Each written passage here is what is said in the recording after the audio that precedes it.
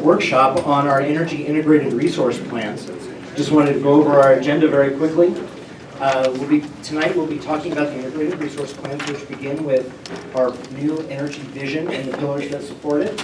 We're going to talk about the transformation of the energy industry and how it affects our planning. And then we're going to introduce you to the process and plan and how we develop the integrated resource plan before talking about the inputs, some of the sensitivities that will be studied. And before we get into that, it's my pleasure to introduce our Chief Executive Officer, Mr. Ben. I want to recognize our board member, Mr. Bill Murray, is here. So thank you for being here. And I think we have a good session here set up, for everybody to kind of give their ideas and have the conversation on what the future of the city looks like. I don't know much about how that thing is going to unfold, but one thing I know, that the future of the city is very bright. We have a community that is extremely supportive of making progress. We have a governance that is extremely supportive for us to make some bold moves, moving forward. We are ready to take some really big steps for us to transition our energy sector to something that's going to be fitting of this future of the city. So I'm extremely excited about what the future looks like, and I'm just hoping that we can get everybody involved. This is a process where it can bring the community together with the different ideas and the different conversations that need to happen here. So I'm extremely excited. I want to welcome you. Please feel at home, and I think we have a good process ahead of us, so enjoy your time here.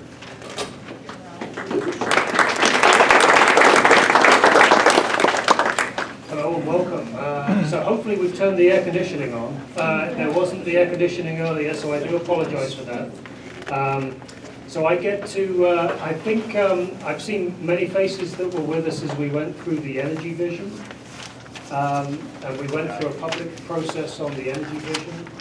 Well, we're here to talk today about the integrated resource plan. So this is where we go to the next step in the public process that kind of connects all the dots. So I'm going to, sorry Lee, I was getting there. I was just, so I'm Phil Tunner. I'm the Chief Officer of System Planning and Projects.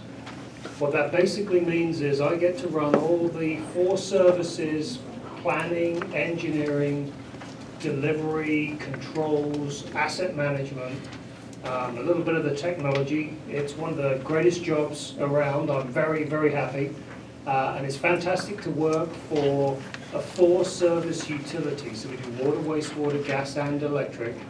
We are a community-owned 4-service utility. We are a non-profit 4-service utility, and that's why it's really important to be involved in the public process as we go through our integrated resource planning for really the energy side.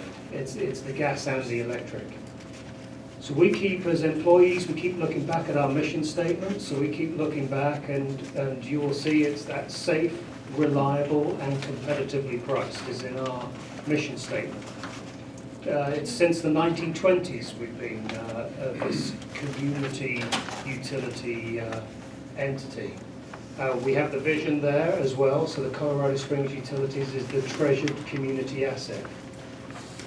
But really we're here, earlier this year, our utilities board set the energy vision to move us forward, to move the staff forward, to basically build and investigate all the options moving forward for our community, and this is on the energy side. So you can see it here. It's quite a mouthful, but it's quite there are some many gems in here. So if I just focus a few little bits on the gems. This energy vision was crafted from a significant amount of public outreach and public input. We went through a number of workshops, and I can see some of the faces that were here.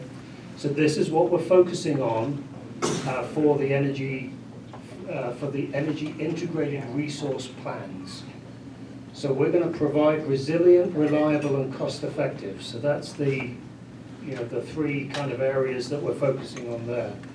that is environmentally sustainable. That came out loud and clear. So we're focusing then on the environmentally sustainable piece. There we go. Reduces our carbon footprint. So there was a lot of discussion about the carbon footprint part. So we are on the reduces carbon footprint. And uses proven, so that was an important word, state-of-the-art technology to enhance, and here's the part, quality of life for generations to come. So we're back to that. This is why we feel it's really important on the, when you're the treasured community asset, to do this public outreach now. There were 4 pillars that were the strategic pillars that were really resonating across, that we're going to be focusing on throughout as we do the integrated resource plan. We think we're going to be picking up a lot of these pillars as we then do our other integrated resource plans, you know, associated with the water and the wastewater side, and also we've got the technology part of our business. So it's the economic, the environment, the resiliency, and the innovation parts. So you're going to see us focusing pretty heavily on those pieces. The bit that's quite exciting in my role is I would say all of the 4 services, so water, wastewater, gas, electric, all have some major factors that are impacting our utility businesses. And they are aging infrastructure, changing consumer trend, climate change, environmental factors, so we've got regulatory requirements, and then we've got it's the increasing internal cost to do business, from insurances to technology to other factors, and just the general expectations as we become more sophisticated utility businesses of the future. What's fascinating on the energy side is we're seeing a lot more factors that are driving it. This is from Berkeley College and so on, and so we're looking very heavily at it's the resource planning and the shift that we've got to be focusing on. So they're picking up a number of things. We've got a lot of volatility on fuels. We've got declining renewables that are coming into the marketplace, and how are we adjusting and looking at that. You can see the flat or declining growth. We are actually seeing declining revenues. People are using less of our product, yet we have an increased peak, and we have to build for the electrical peak. So we just this year hit another record peak, 965 megawatts for our community as a whole. And so, and we talked about the changing consumer preferences. It used to be, apparently, that it was really good to have the generation, the transmission, the distribution to get to the consumers. What we're now seeing is the industry's changed. We've got the consumers actually generating some of the solar power. We've got consumers looking at battery technologies. We've got consumers far more informed on the thermostat devices and so on. We've got consumers wanting more on electric vehicles. We've got a lot of the new construction has air conditioning. A lot of this hits us with the peak that we have to then, as a responsible, we're back to that community-owned utility, have to build the generation for. So this is where we're at. So as we look at our business model, we've got things like so safety, reliability, and affordability. So we're on that mission statement: safe, reliable, and competitively priced. Is over on the. Those are the non-negotiables. Those are the foundations in our business. But we're seeing a lot more on environmental and regulatory.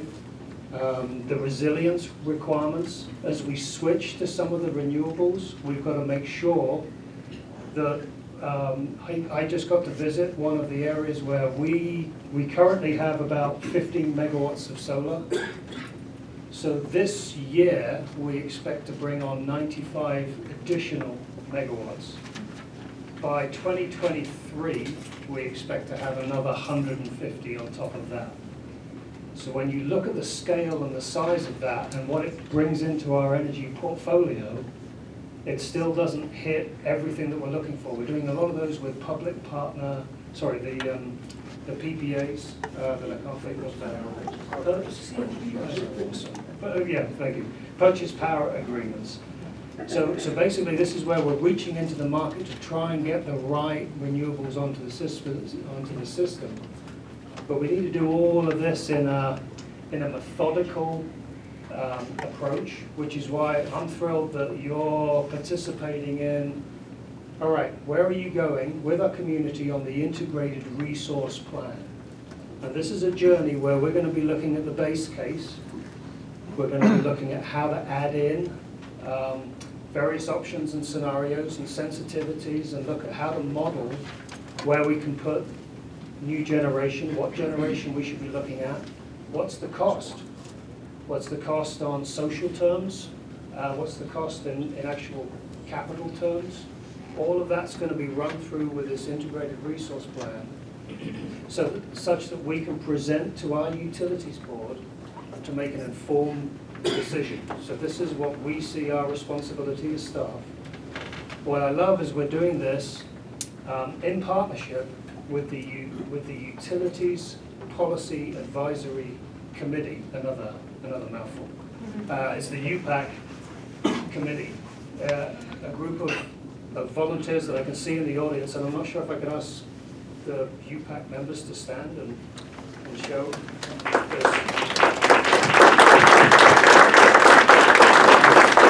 Fantastic to see them here. And they meet every Wednesday, the first Wednesday of every month, sorry. And they have been charged with, would you follow this entire integrated resource plan, because it's so integral to our community as a whole. I think I get to hand off to Rex. So Mr. Adams, Rex Adams is the committee chair, and he has been assigned with this integrated resource plan. Thank you, sir.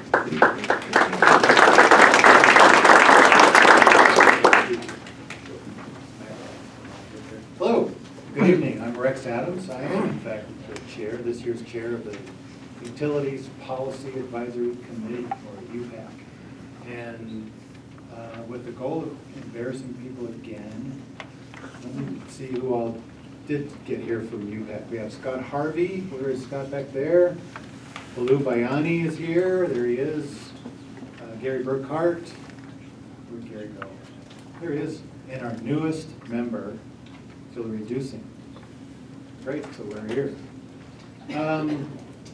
We are, in fact, a 7-member citizen volunteer committee with the 2 additional alternate members, Hillary being our latest addition to that, who are active but non-voting members of the committee. I must say that it really is a privilege working on the UPAC with such terrific folks. We have a lot of work to do, and these folks are up to the task. We report to the Colorado Springs Utilities Board of Directors and review, analyze, and provide recommendations to the board on a number of matters that are assigned to us by that board of directors. We hold public meetings every Wednesday morning at the time and the place that's shown on this slide. So, what are we up to on this assignment? Presented in this slide is a summary of the 2 main features of UPAC's assignment regarding the Colorado Springs Utilities Electric and Natural Gas Integrated Resource Plans, or IRPs, which will be based on the new energy vision you just saw in the previous slide. The features that relate here to the scope of UPAC's assignment and the products that UPAC will deliver to the Utilities Board of Directors. So the assignment scope is twofold. One, to evaluate and provide feedback regarding the many aspects of the IRPs, such as assumptions, inputs, and evaluation criteria. And 2, to oversee the public input process, provide feedback on portfolio options, which were just mentioned a little bit, and make recommendations for the Board of Directors for their consideration. The assignment recommendations, or what we call deliverables, will be made in 3 phases, which is a little unique to the UPAC. Usually, our UPAC assignments are studied for several months, We give a report at the end of that assignment, go to the board to get their review and approval of our recommendations at the end. Here, we'll go before the board in 3 phases. So for each of the phases, we'll go and get the board's approval or a recommendation for change for what we come to the board with. So next month, UPAC will go to the board, recommend to the board a reference case, inputs and sensitivities and targets for its approval, for the board's approval or the board's modification. And then at the end of the first quarter or beginning the second quarter of next year, UPAC will deliver recommendations to the board regarding the various portfolio options, the portfolio evaluation criteria, I should say. And we're looking for help from the public on understanding and defining the evaluation criteria for these various portfolio options. And finally, at the end of this assignment, so in the third quarter of next year, so it's a good lengthy assignment as you would understand, given the complexity and the reach that this assignment does have, we will make portfolio recommendations for the board's consideration. UPAC will also recommend metrics to measure future performance of the plan. And assuming the board agrees with UPAC's recommendations, the board then will direct staff to implement those new electric and gas integrated resource plans. So it's a good long process, a solid year of process. Throughout this entire process, UPAC will be relying on input from many sources, perhaps most importantly from the public. So as stated at the start of this meeting this evening, UPAC will take into account those public comments, including survey results, in determining recommendations and giving direction. Today's open house is just one aspect, an important aspect of that important process. So with that, let me hand it off to Michael.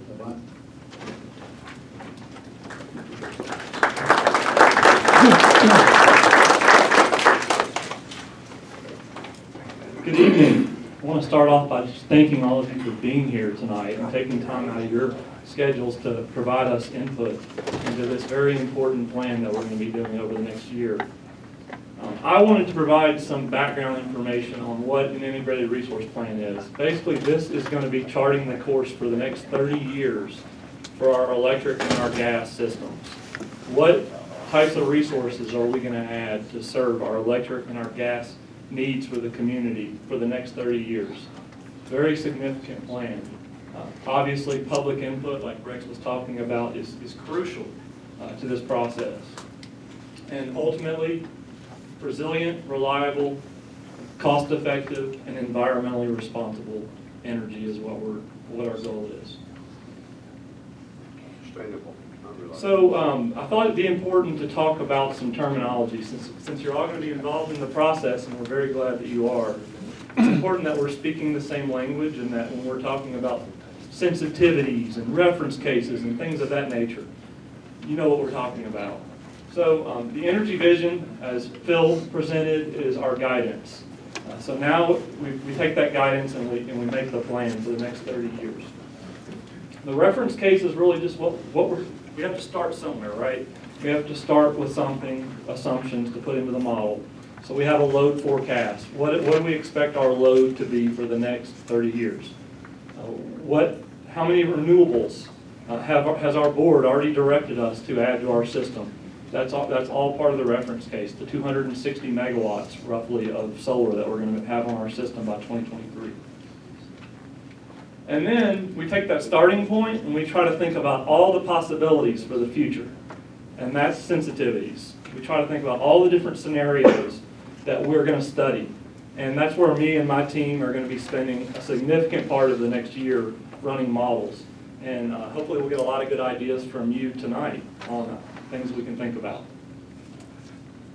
Ultimately, toward the summer of next year, when we get in that last phase of the IRP, we're going to be developing portfolios. And portfolios are just basically groupings of resources.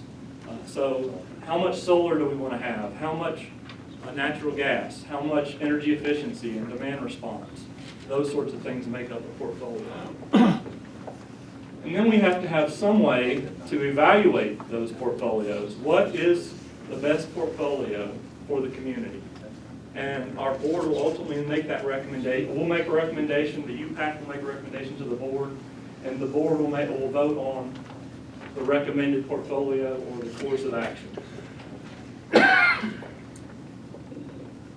The IRP is taking place in really 3 phases, and really want to call your attention to the first phase. That's where we are. That's what we're talking about tonight, is our reference case, that starting point for the EIRP and GIRP. What are the various inputs that are going to go into the modeling? What are some of those sensitivities that we're thinking we're going to be looking at? And then what are our goals we're trying to achieve through the process? The next phase will be taking place starting around in October and culminating around the February-March timeframe. And then the final phase with our ultimate portfolio will come around June, July of 2020.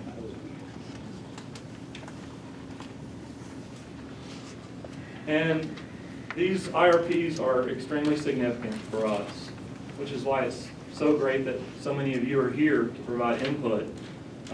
We expect that our board is going to be making some pretty significant decisions about our power plants through this process. So Drake obviously will be looked at, as well as our Birdsall power plant on North Nevada, as well as our Nixon coal plant down there on the Clear Spring Ranch, and even Front Range, our combined cycle plant co-located on Clear Spring Ranch, is going to be evaluated in sensitivities through this process. Again, 30-year study that we're looking at.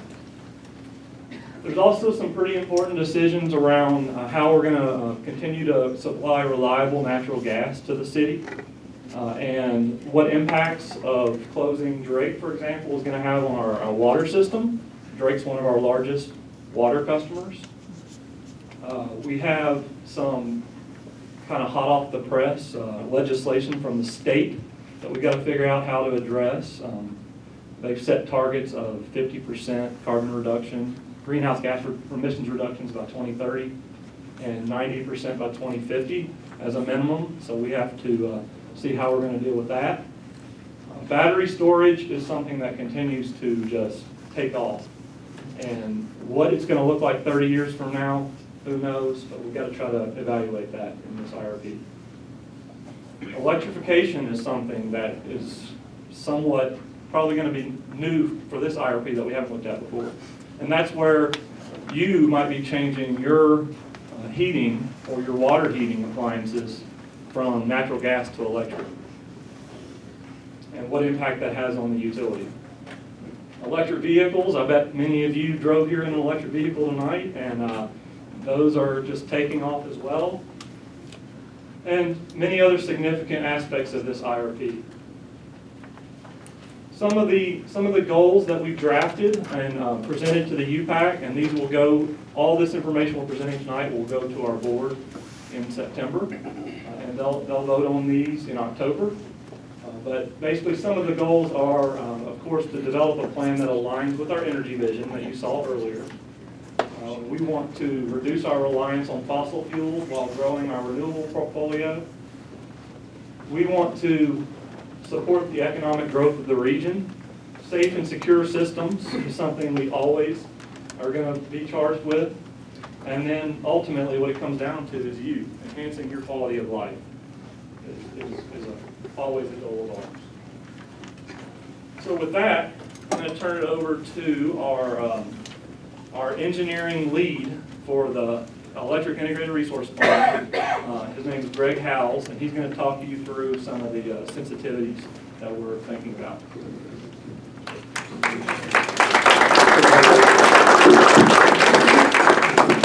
Can everyone hear me?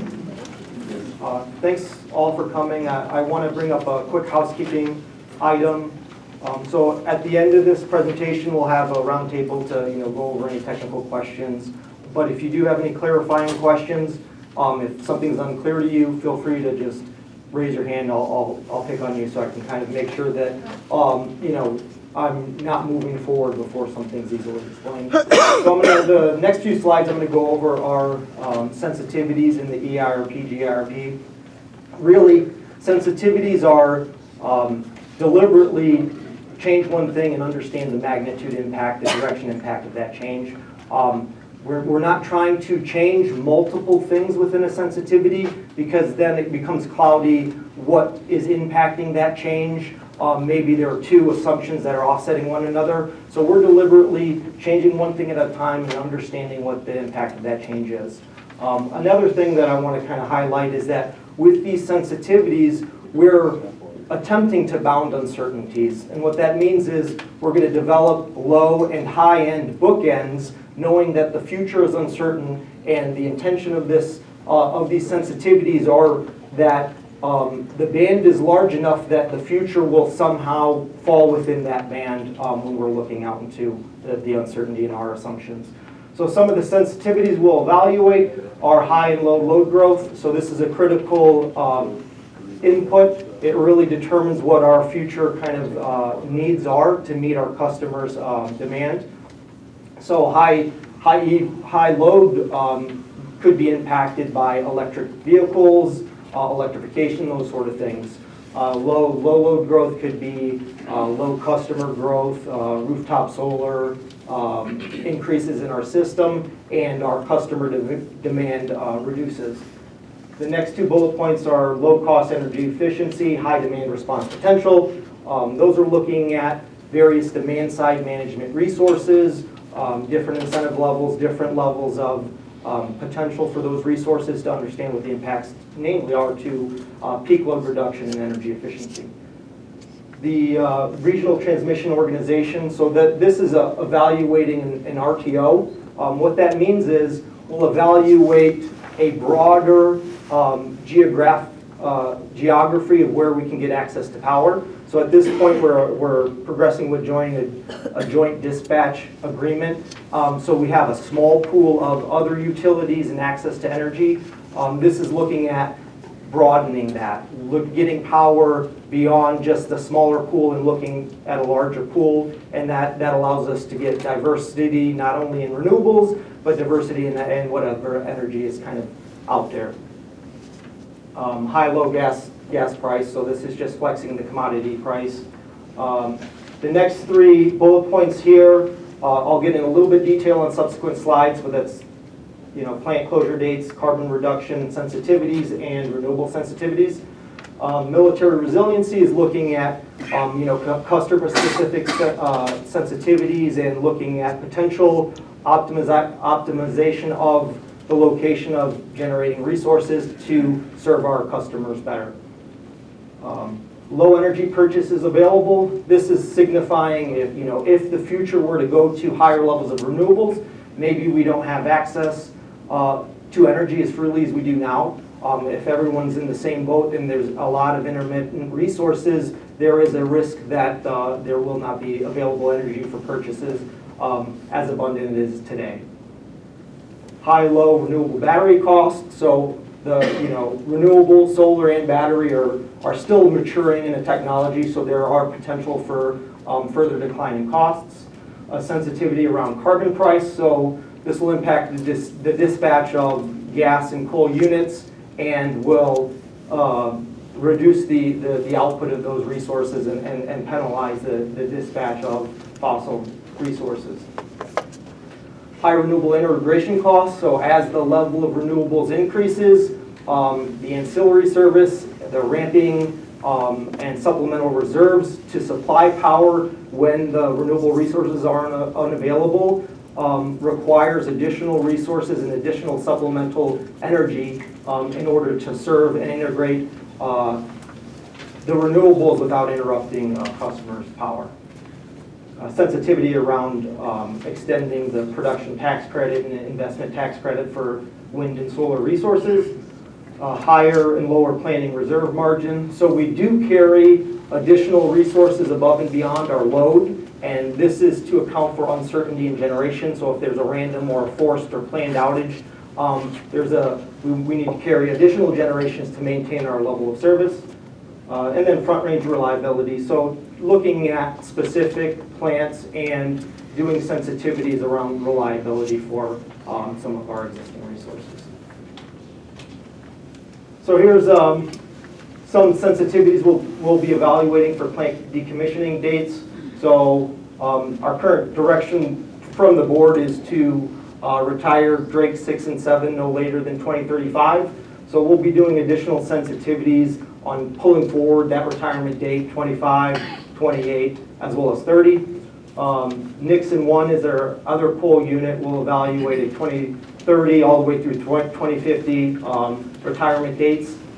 The environmental portion here on the right signifies potential NOx regulations that may be required on those units.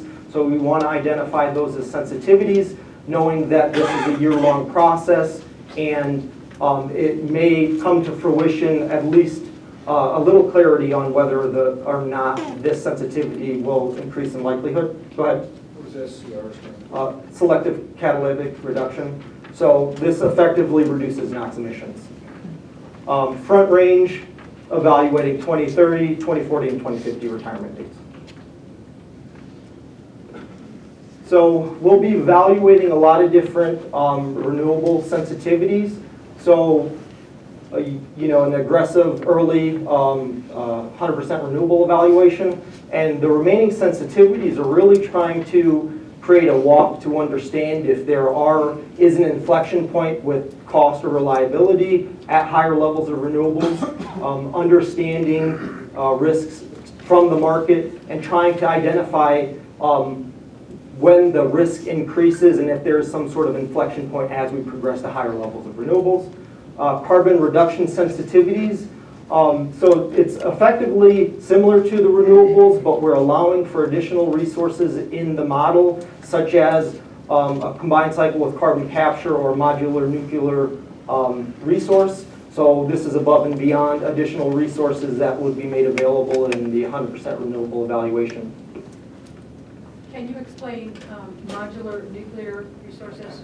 So typically, advanced nuclear resources tend to be above 1,000 megawatts. So this is a newer type technology, which is a smaller sized resource, and it's modular in that it can be smaller and have a megawatt capacity of around 60 megawatts, for example. So this More is than what? the 1,000 megawatts. Okay. So because our peak demand is 1,000 megawatts, we don't want to necessarily have all of our eggs in one basket, having a 1,000 megawatt generator and 1,000 megawatts of load. Quick question, Drew, based on your last slide, how is the 2025 Drake retirement date chosen as the earliest sensitivity date? So we're evaluating, as a part of our short-term energy plan, transmission alternatives to allow for import into the generation import to downtown, essentially. So there is a project that would be required in order for us to get generation down there. That's one trigger. The second date is this process, and hopefully our decision will be determined in August of 2020. And so the timeline from that point will be hashed out. I do want to emphasize that an integrated resource plan is a high-level, broad analysis. The way we implement it will be determined once the plan is selected. So 2025 is contingent on new resources as well as potential transmission projects required in order to effectively serve our customers in downtown locations. So the gas integrated resource plan sensitivity, so we'll be doing the same thing where we're evaluating different capacity options, knowing that there's potentially constraints of our current infrastructure and trying to evaluate different options and alternatives that we can have to reliably provide customers gas as we potentially grow as a city. So high and low load growth, high and low gas prices, firm reservation costs. So we reserve the pipeline to make sure we have gas supply available to our customers. Firm and non-firm capacity options, higher heat content fuel, trying to look at efficiency differences and options in order to increase our capacity. Gas demand side management potential, gas-fired generation sensitivity. So we're trying to align a lot of sensitivities with the electric IRP and the gas IRP so that when we need to consider one another, we're doing so systematically, and that we're not considering the rest of our kind of infrastructure that we currently have in place. And then design criteria, just looking at reliability and understanding what the cost impact for having different criteria for planning purposes. So I'm going to hand it over to Christian.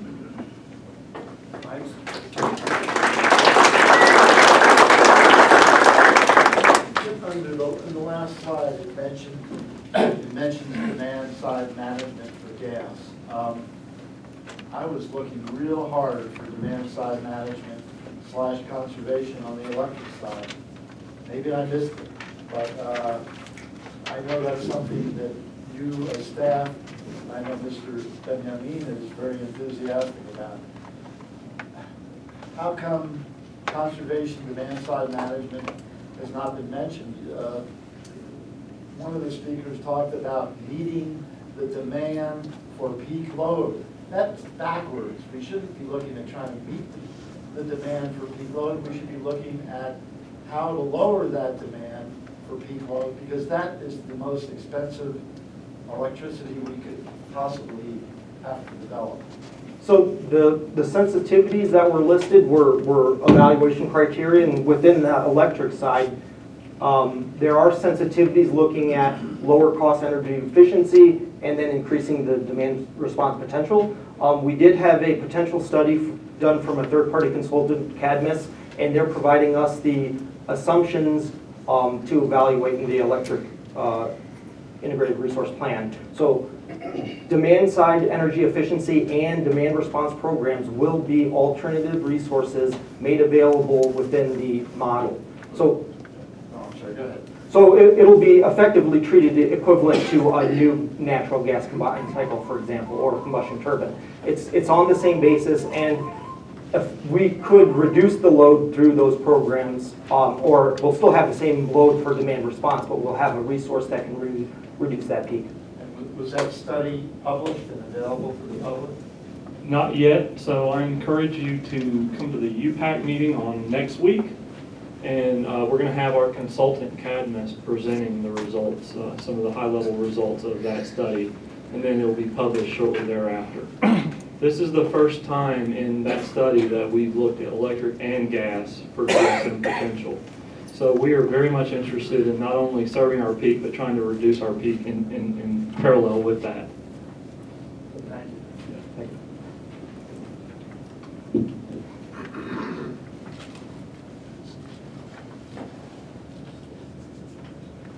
Okay, so I just wanted to address for a moment the various ways that everybody can participate in our integrated resource planning process.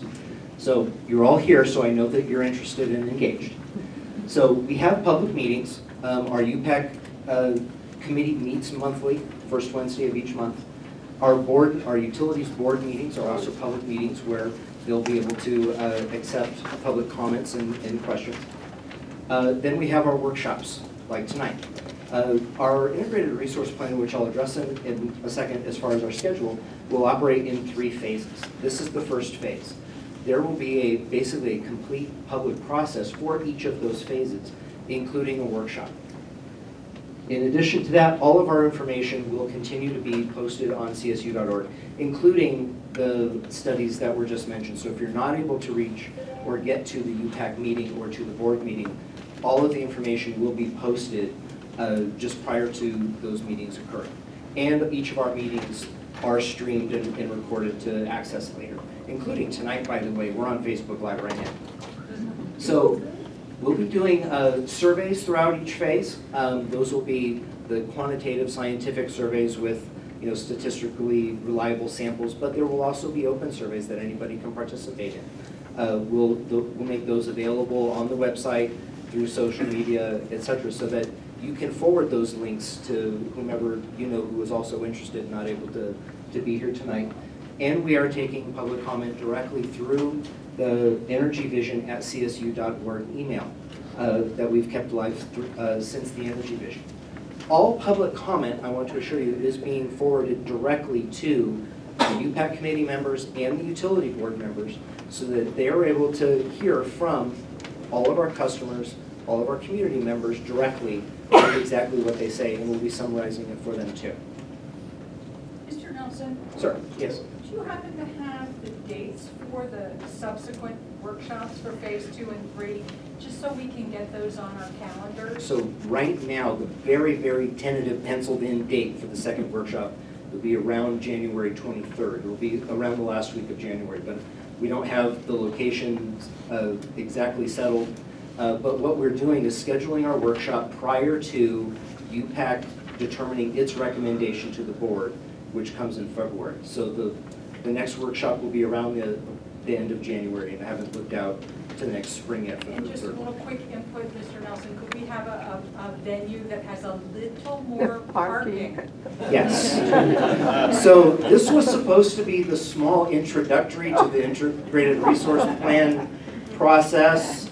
And we underestimated the amount of attention we would get. I apologize for that. But the next one will be at a location with a lot more parking spaces, I assure you. Thank you, thank you. Carpool. So what we've got here, and everybody was supposed to ride their bikes, right? So like I said, the integrated resource plan will operate in 3 phases. Each of those phases culminates in a UPAC recommendation to the board. This first phase is UPAC's recommendation on the reference case inputs and sensitivities to our board, which they are determining next week, first Wednesday in September. They'll present that to the board the 3rd week of September. The board will then vote on those, on it, giving direction for the sensitivities and inputs at the October board meeting. The second phase, UPAC will develop its recommendation in February, present it to the board for determination in March.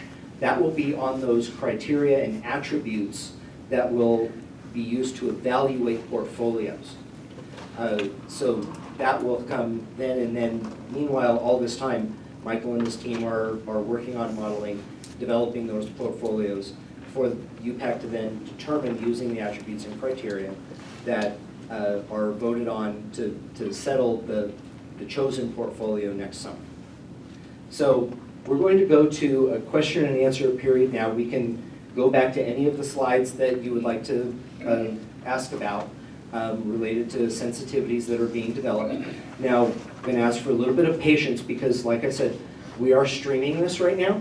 So we want to make sure that everybody that's not here and everybody in different parts of the room can hear. So we're going to be walking around with this microphone right here while Michael and Greg share the microphone that he's wearing. So they're going to have to figure out how to do that without being too awkward. Mr. Nelson, just for clarification, is this question and answer only, or do you want public input also? All of the above. Please Okay. make suggestions on sensitivities you didn't see up there that you would like UPAC to consider recommending to the board. So this is for your comments. We also have comment cards up here. If you're not comfortable or you didn't think of one by the time we're done tonight, please fill that out. You should have received it when you signed in. Get it to me or another staff member before you leave tonight, and all of those comments and questions will be collected and, like I said, forwarded to UPAC and to the utilities board. So I'm going to start with the microphone here. Mr. Nelson and CSU staff, you should never, ever underestimate how engaged and educated this community is. I'm not surprised at all that you have this many people responding to this meeting. My name is Robin Iser. I'm a 26-year resident of Colorado Springs and ratepayer. Many of the folks in this room tonight are concerned citizens and members of a coalition of environmental groups who are passionately and seriously advocating for clean energy for the Pikes Peak region. We come together periodically to educate ourselves about the best clean energy alternatives to dirty coal, oil, and gas. A group of over 60 of us met last week to brainstorm what we want the energy future of Colorado Springs to look like. I have here nearly 40 comment cards from our meeting, and I'd like to share just 6 of them with you. They're short and to the point. Please, please transition to 100% renewable energy as soon as possible, especially wind. Please do not shift to natural gas. It is important to me that we pollute our beautiful city as little as possible. Little controversy about those dates you were putting up there on the board, CSU officials. Please close Drake by 2023 and Ray Nixon by 2026. Please, no fracked gas plants.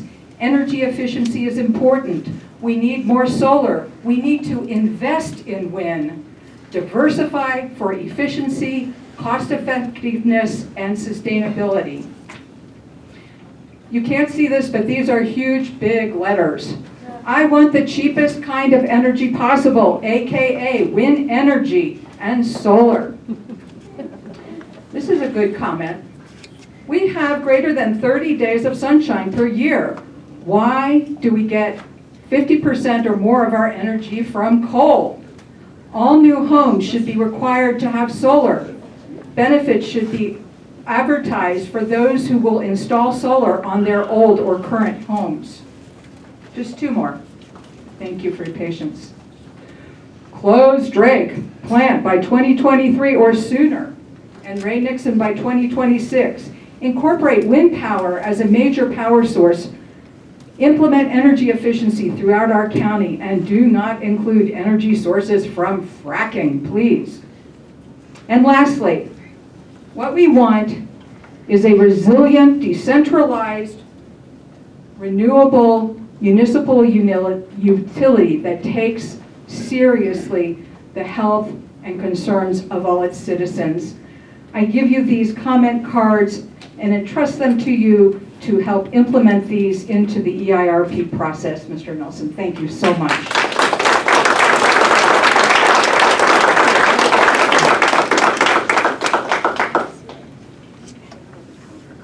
I'm going to address a question here before it comes up. Long before I was appointed to UPAC, for 2 decades, I served on 3 IRPs and have been a citizen advocate in front of the board, etc. But what I wanted to, and staff usually holds its breath when I open my mouth, so what I want to address here is external costs. I think that's important to you all, but there's a problem with how UPAC can look at external costs. What are those costs and how do they get applied? For example, there's probably an external cost with having wind farms out by Calhoun. It impacts somebody. But let me give you, what is that cost? Let me give you another example. If you look at the base tax rate in the southwest part of downtown Colorado Springs, it is this today with Drake there.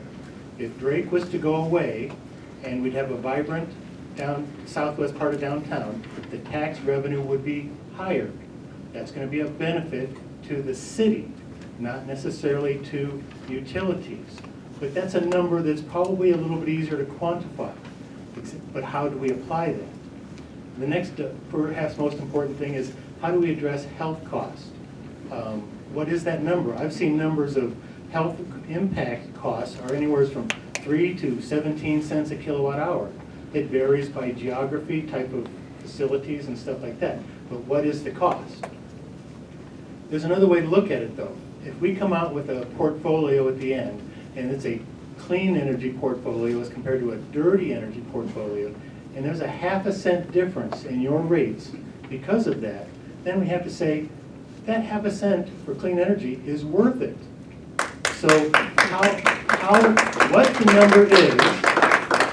the number is and how it's used in the modeling or the evaluation afterwards, that's a big, contentious, and hard to define thing. And if you folks have ways to look at that you can bring to UPAC, we'd certainly want to include that. But right now, it's a very nebulous thing. Thank you.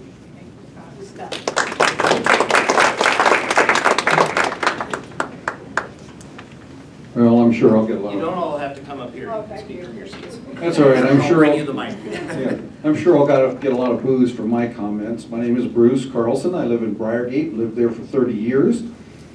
And renewables are great. When the sun's up, the solar's fine. As long as the wind's blowing, wind is fine. But frankly, in the 30 years I've been here, I've seen lots of times in the winter when the sun ain't shining and the wind isn't blowing. So we've got to have electricity somehow. It's probably going to involve fossil fuels for the foreseeable future, unless somebody's got some magic potion that we don't know about. And I can tell you what my neighbors think too. Yes, we'd like more renewables, but we want to be able to turn the electricity on. We want our furnaces to be able to operate in the dead of winter when the wind isn't blowing. So for the foreseeable future, I don't see how we walk away from fossil fuels, and additional costs for most of us in Briargate wouldn't be that big of an issue. But there's a whole southern part of the city that's really poor, and you're really going to affect them even if you jack up the rates by a nickel a kilowatt hour or something. So you need to think about that before we just magically wave our hands and go off down some path where we don't have electricity. You're not an engineer, are you? Yes, I am. Okay, wait. Okay, so we're here to take comment and answer questions. What we're not here to do is sponsor a fight amongst the people here. Everybody here is a member of our community, and we're going to accept all of the questions and comments without conflict.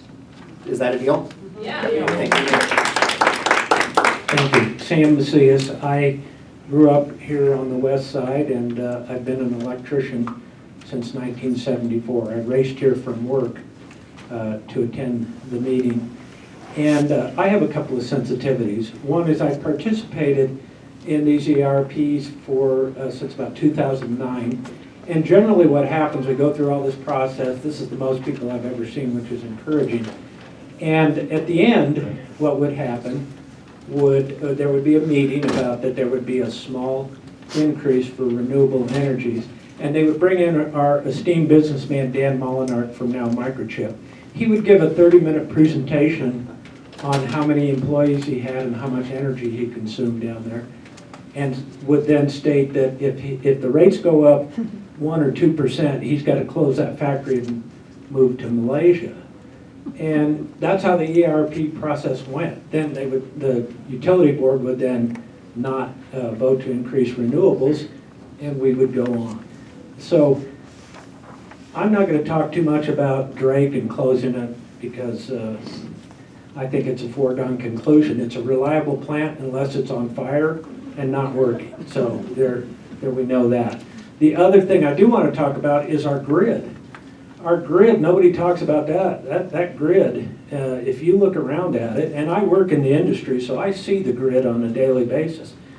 It's outdated. It's shot.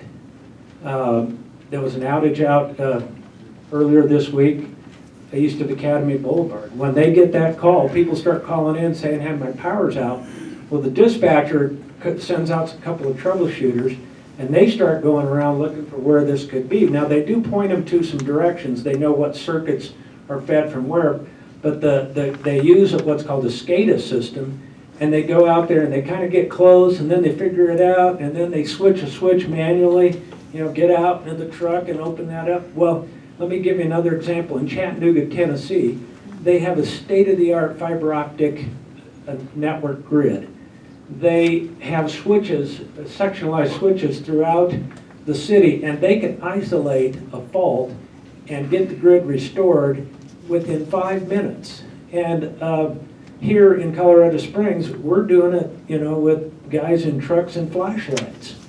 And so our grid is really our weakest point. It's outdated. Now they are doing some things, but that's where we really ought to be looking at in this next ERP process, is talking about updating our grid. Now in Chattanooga, they have so much bandwidth capacity. Not only do they control their grid with fiber optics, they sell internet service to customers. They basically are the Comcast of their city. Now, people are going to say, Sam wants to put Comcast out of business. And that's not it. I'm just saying that they looked at it long ago, put in this fiber optic grid, and now they're leveraging that for more customers. So we haven't looked at our grid that I know of, and I've worked around Colorado Springs utilities since 1986. I was on a power quality task force in about 1989 when they couldn't keep the lights on Garden of the Gods Road. And again, they had problems in the grid, and we still have them. So I just want to leave you with this thought. Keep up the good work on closing Drake. Hopefully we won't have this charade that we go through and then Dan comes in and gives the speech and everybody votes against any renewables and we move on to the next ERP. So thank you very much. We're going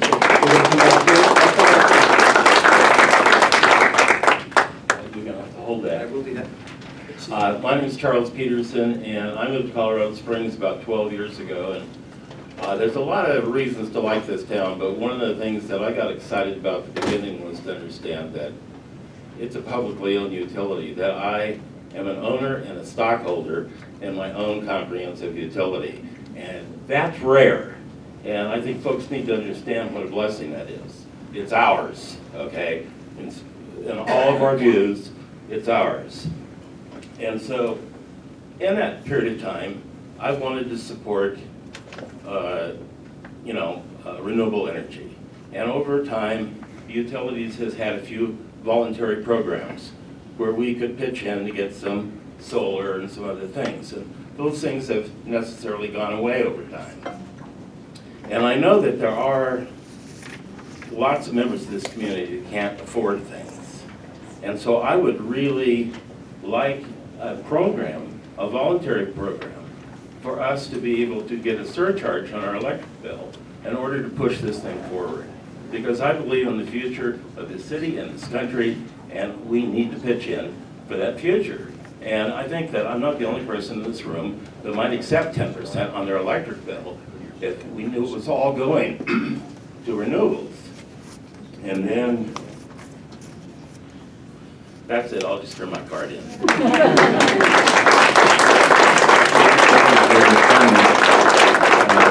This information, this month, we're going to our city council with a rate change that will allow you to choose exactly that. So watch the agenda items and the details behind it. So you should see that in there. Watch what you ask for, you might already have it. Yeah. Thank you for the comment, very thoughtful. Just to answer Sam, where is he?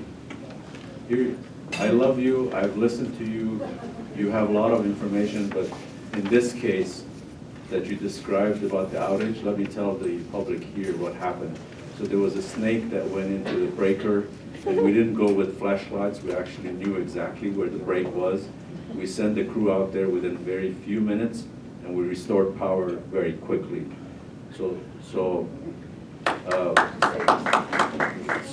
we do have challenges on the technology, but the way you described it, it was like we're driving the 1967 Fords and figuring it out. So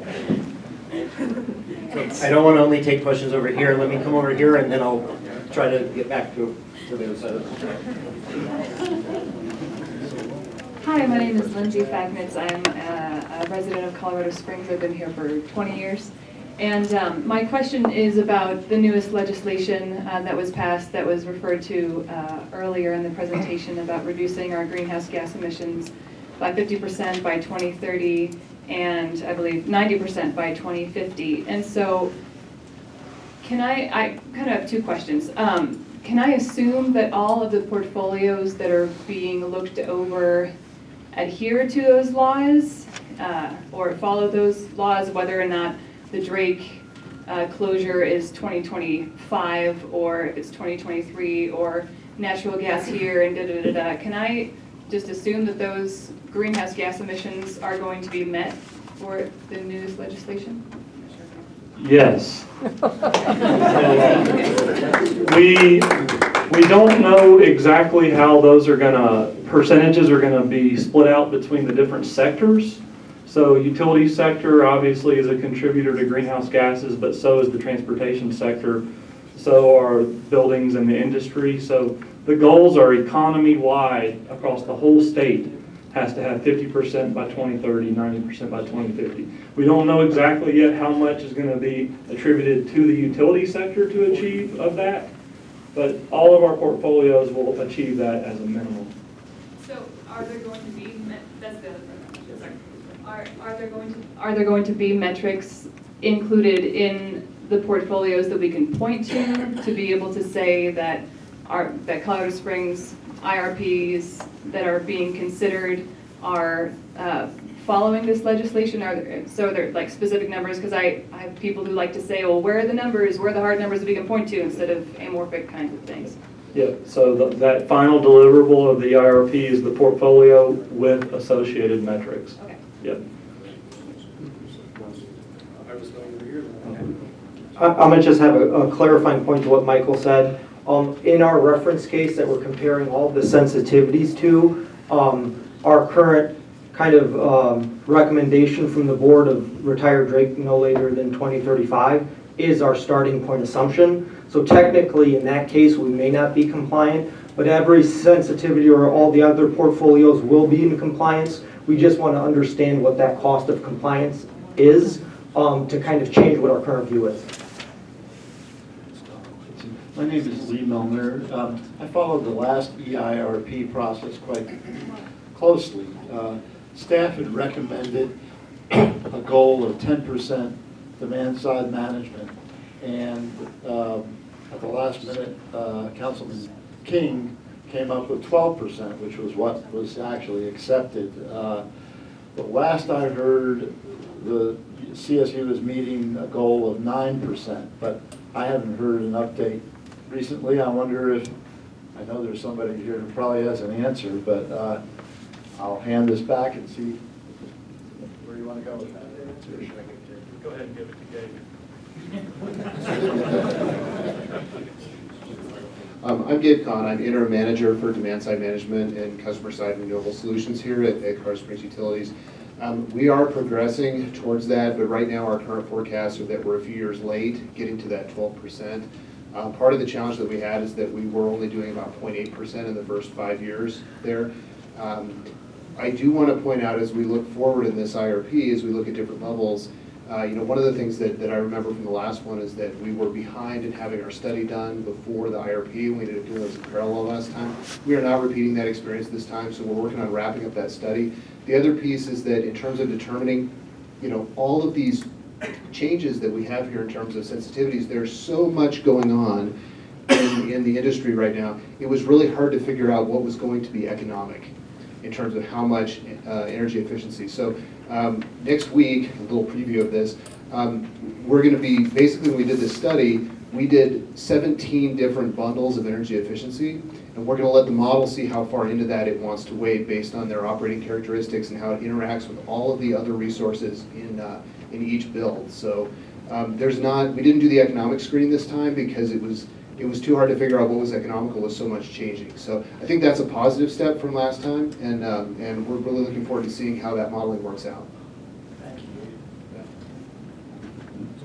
And I want to add one thing to that. So we're not only looking at energy efficiency, which reduces your energy across all hours of the day, 24/7, 365, but we're looking at something called demand response, and that's where we target certain hours of the day that a lot of our customers use electricity.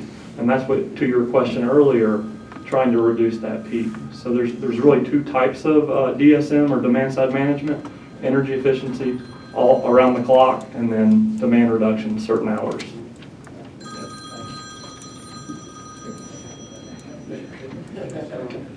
Thank you, I'm sorry. But I need to add something to what Gabe said. My name is Joel Watt. I'm the General Manager of Engineering and Planning. In 2023, we should be adding about 150 megawatts of renewable, and that percentage will go up to 21%. Okay.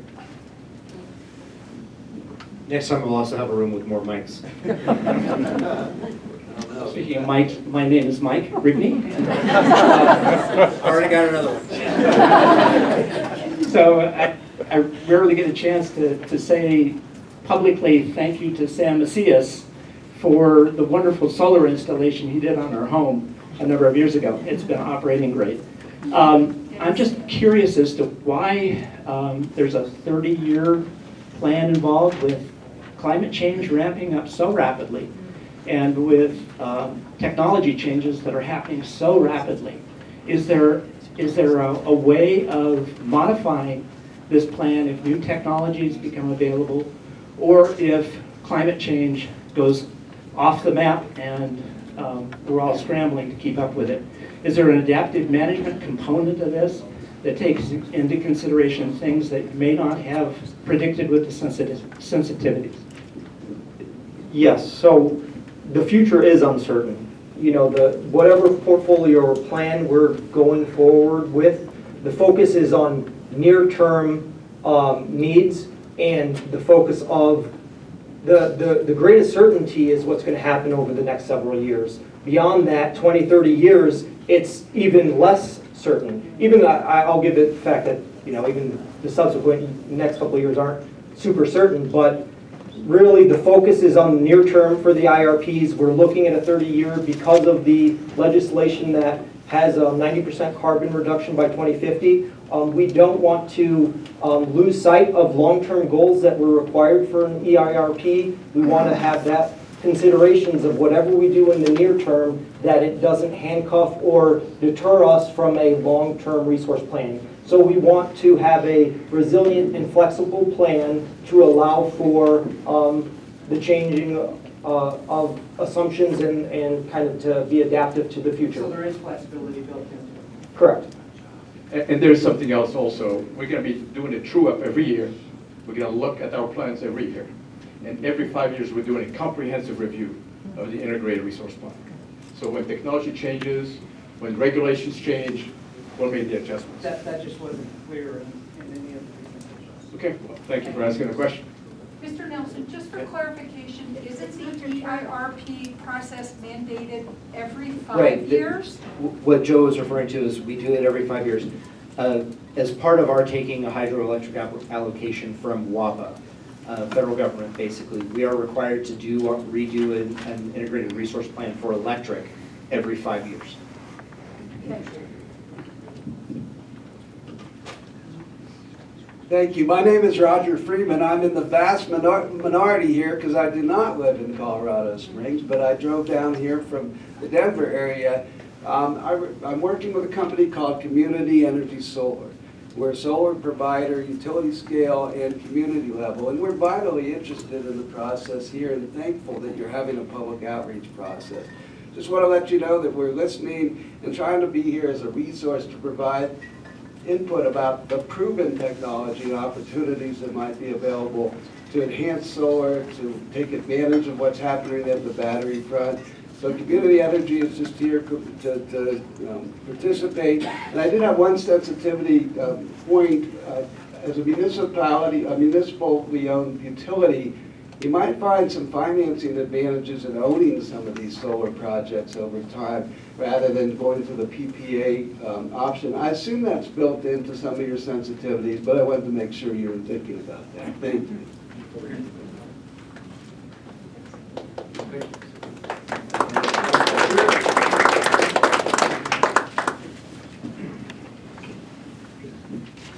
Hello, Dr. Bill McNally. I've been here going on 38 years now.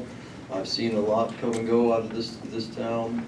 One of my concerns here, I noticed that, let me just make the statement to back up this gentleman's comments. You know, today we had an air quality alert, okay, up and down the Front Range. Can we really afford to keep Drake and Nixon open for another 6 to 8, 10 years? How many more of these are we going to have when they start affecting the health of the citizens of this town, this county, and the whole entire Front Range? Also, what I've noticed, there's lots of comments about wind and solar. I got my system turned over a year today, this past Sunday, and I made a little over 10 megawatts this year. So I'm happy to do my part. But what I don't see are other options, such as geothermal. Is that fit into the plan at all? And also, we've got the big straw coming up from Pueblo. If we could repurpose perhaps the reservoirs on the north end of the spring, on the north ends of the peak, and make those, and use those for batteries, because we cannot count on the battery technology because it's not here yet. And there's lots of pipe dreams, but they are not here yet, and we can't count on the batteries being a good solution. Is there the idea of using some of the reservoirs as battery storage? So I'll put in another plug for our UPAC meeting on Wednesday. So UPAC, get ready for quite a few visitors. Wednesday, we're going to be presenting all the potential resources that we're thinking we're going to include as options. And geothermal is one, and pump storage is one. And so when we talk about 100% renewable energy, that's not just wind and solar. That's all the different renewable sources that the state has defined as renewable sources.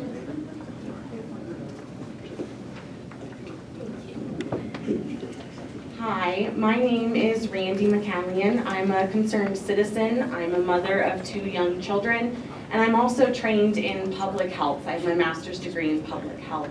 I would like to speak on the health of the citizens of our community as well as our state. We have the 46th worst air quality in the nation. That contributes to asthma, lung disease, heart disease. Miscarriage is linked with increasing air pollution, as well as dementia. So every single person in our community, all the people that you love, will be and are currently impacted by the extreme level of air pollution that we have in this city. We have one of the last remaining city-dwelling coal power plants in our city, polluting the air we breathe and falling into the water that we drink. I want that to be remembered when we talk about cost, when we talk about people being a little bit worried that they may not be able to turn all the lights on in their house and their air conditioning. Well, my children are breathing polluted air every single day, and so are all the people here that we love. To me, it's more important that we live in pollution-free communities, and that won't happen for decades upon decades unless we tackle this now.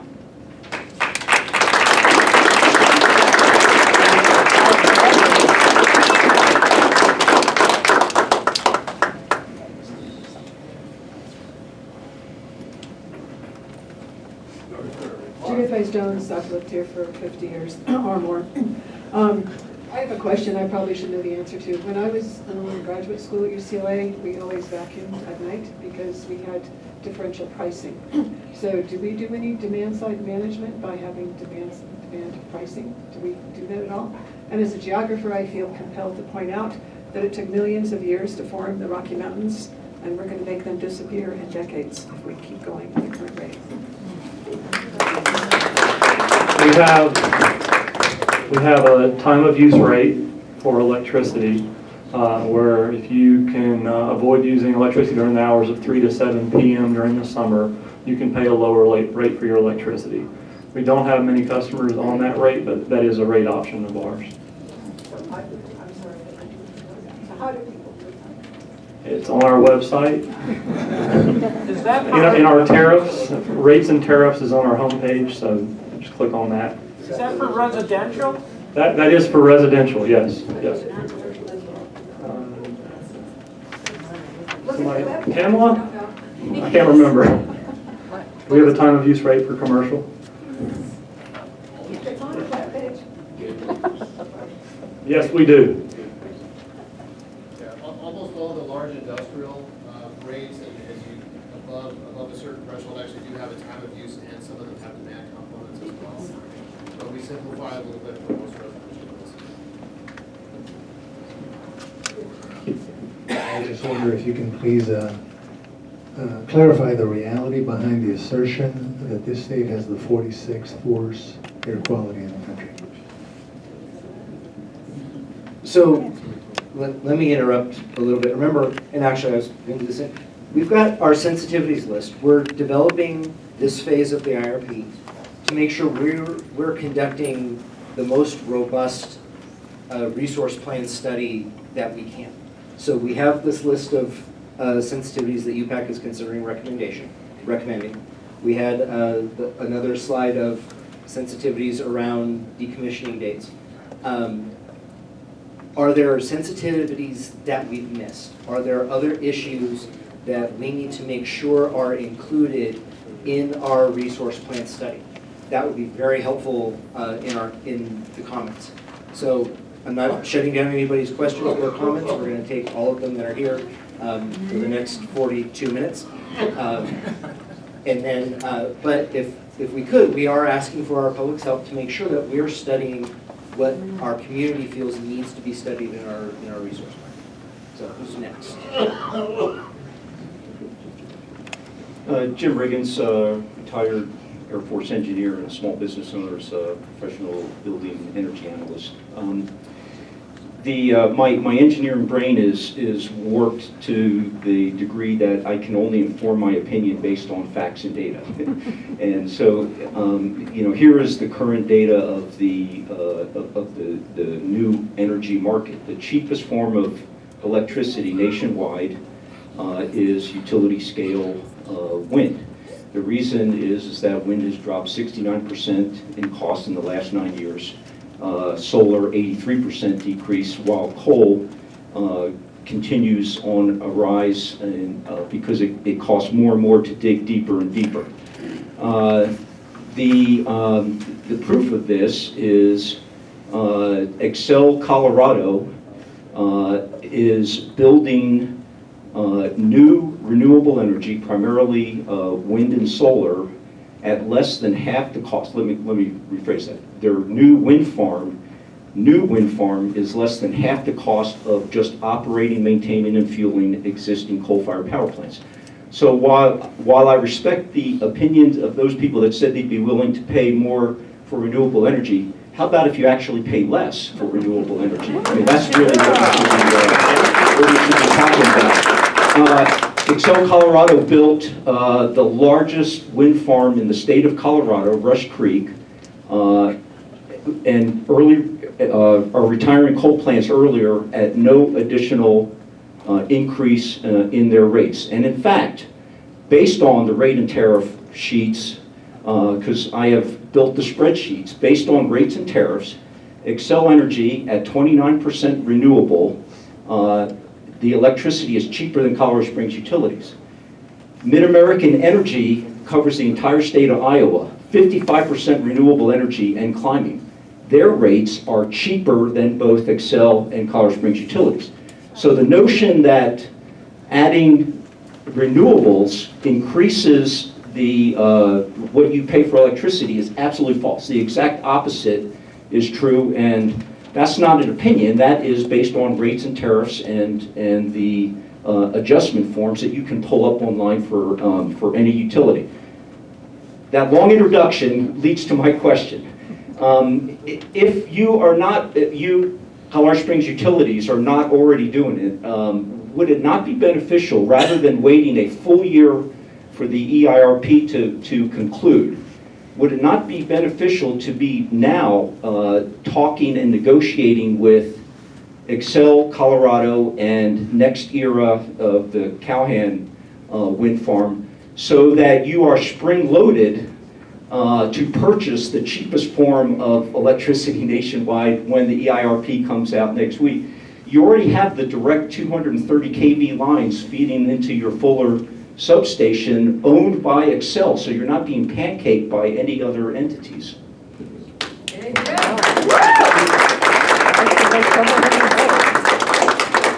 Maybe it wasn't clear, but we're adding 95 megawatts by the end of this year of solar, renewable.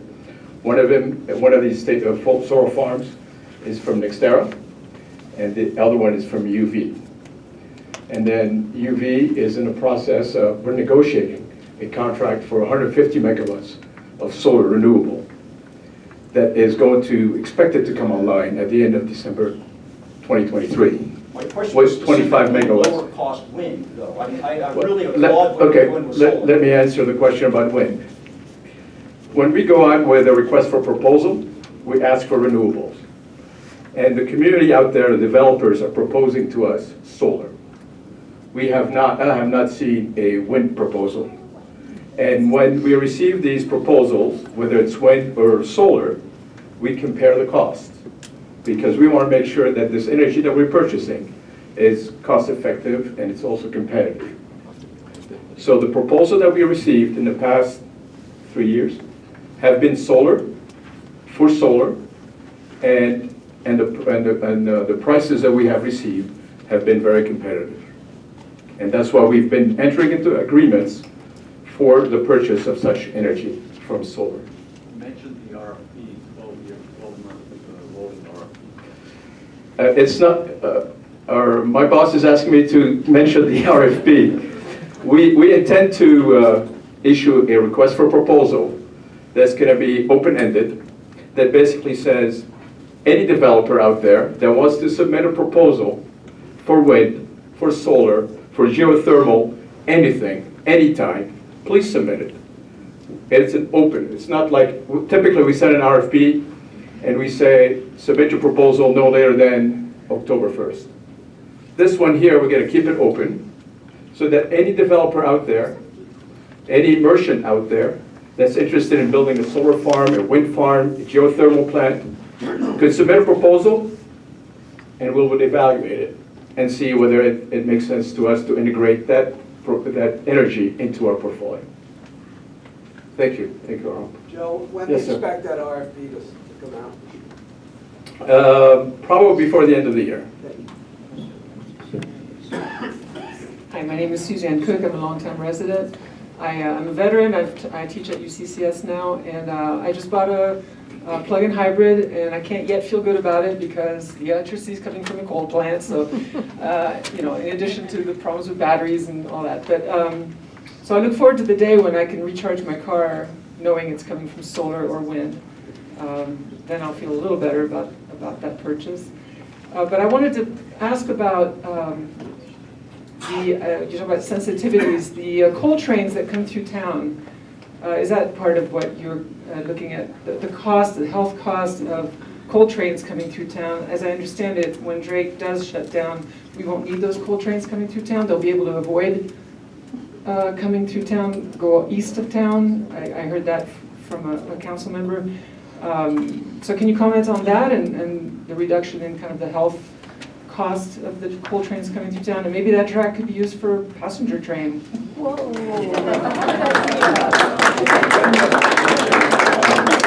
I'm not sure I can answer the question about the coal trains going through town. I know there are power plants south of Colorado Springs that need some of that coal. And those trains may have to continue to go to these power plants that are south of Colorado Springs. So I can't answer what happens downstream. I think you had a question about you own an electric vehicle and you're a little bit upset. Well. Yeah, well, that I think we're going, I know we're going to the council for a new tariff for something that we call a solar premium. So this is an opportunity for anyone that is interested in buying energy from renewables to sign up for such energy.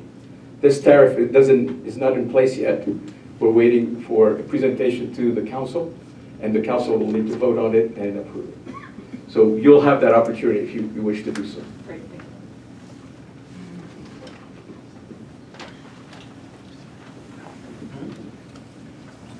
Thank you. My name's Jim Lockhart, and I have another question about the trains running through town. You said they're going south to other power plants. What if they shut down and stop using coal? How is that going to affect the rate? Or rather, I should ask, how do you account for that in your ERRP planning?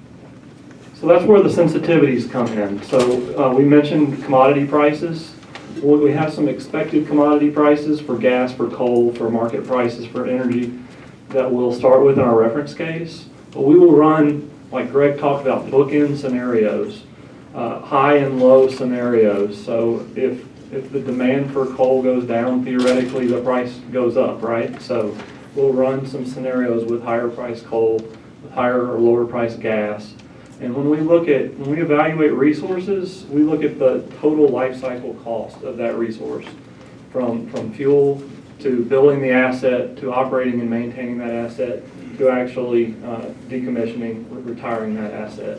So all these assets are evaluated against each other on a life cycle cost basis. I hope that helps. We're over here. Hi there. I just want to say thanks for having us tonight. This is some really great public engagement. So thanks for CSU for hosting us and all the folks who came out to share their voices.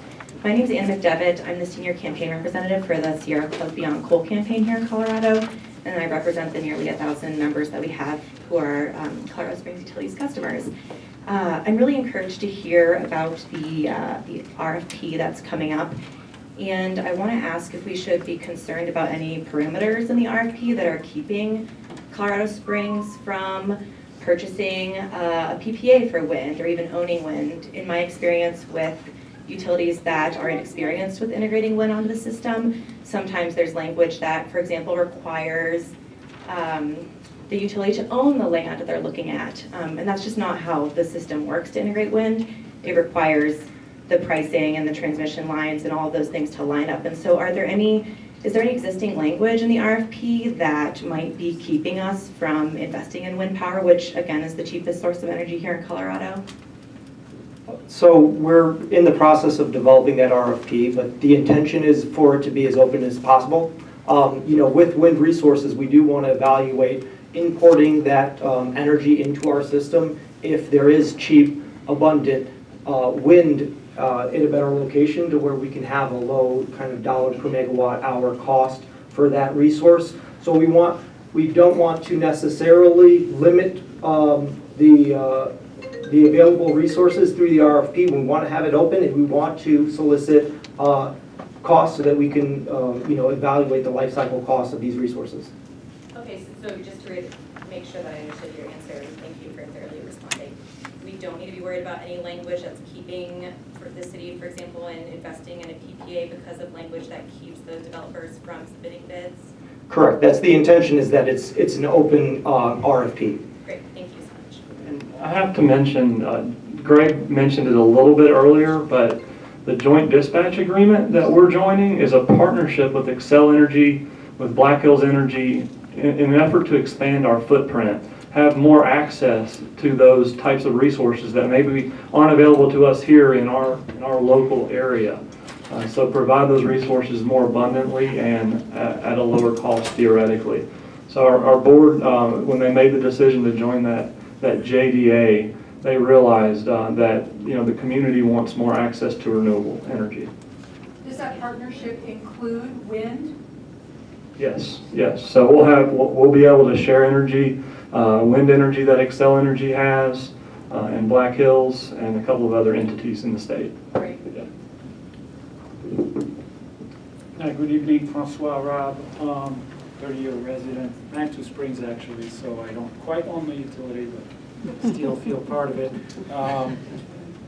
Thank you for sharing all of this. This is a lot of detail, this is a lot of homework that you've done, and you're asking us questions such as, what sensitivities might have you forgotten? Could we think of adding in here? Those are great questions, and it's probably going to take me scratching my head a little bit and studying this more before I can really provide a valuable answer. But I'm wondering, from your end of it, having worked on this, this far, what questions do you have for us? Are there things that you would want to ask tonight to the people that are gathered here? Of the nature of, we thought of this or of that, but we're not exactly sure what's the sentiment of the room, and we could do a show of hand, or you see what I'm saying? What are the kind of questions you'd want to ask us rather than the input that we could spontaneously give you that might not be the things you're looking for? So in this first phase, we're talking about sensitivities. We're going to be asking the community different questions throughout the different phases of the process. This phase is about, are we thinking of everything? Is there anything we're not considering that you want us to consider? Then in the next phase, we'll be asking you, what is the most important factor to you for us to consider in our portfolios? So right now, we just want you to tell us, are we thinking of everything?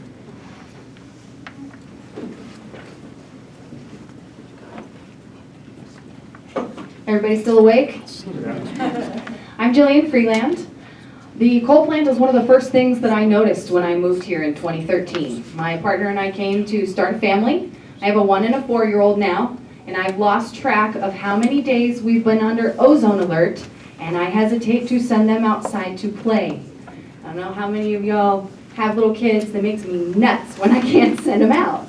And we are a state that depends on outdoor recreation, both for the pure joy of it for us, but also for tourism. And so as we damage our air with burning coal in the middle of our town, we have to think about that. And now also, to just switch gears, I'd like to talk about national security. We've been in many wars in countries that we have interest in their fossil fuels, but we also face terrorism threats. And when we have a big coal plant that is providing the bulk of the energy for a community, it is vulnerable. There are a couple of bridges that bring coal in. If they were attacked, we would be in big, big trouble. Not just on the residential side. Y'all know how many military bases we have here. This is a big deal. And so having forward thinking is critical, but we also need to think about national security right now. And having microgrids is the best way to make our communities safer. Yeah. Now, State Senator Mike Foote was recently sharing, he toured a utility scale battery made by Tesla, I believe, that they're expected to pay off in 8 years and has created a microgrid that is now a more secure community. I would like to point out one thing. Randy McCallion, that stood up and talked about the health effects of our community, is running for Senate District 10 for Colorado, and I'm running for Congress in this district. And I want to say to each and every one of you, I'm so proud of you for being out here tonight and for any other meetings that you have attended, because our government depends on your input, and I look forward to working with you to create an energy vision going forward for the entire country.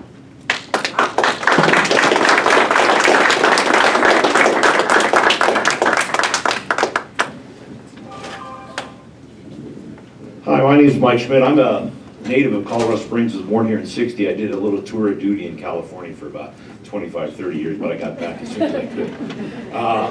I'm going to have a few wonky questions that'll cover a couple of areas, because this is a great forum and you guys are doing a great job putting this together. Number one question: will the city of Colorado Springs allow the Colorado Springs utilities to move away from being the only energy provider in the city boundaries? Are you really truly interested in distributed generation, and would you allow other energy generators inside the city boundary? That's question one.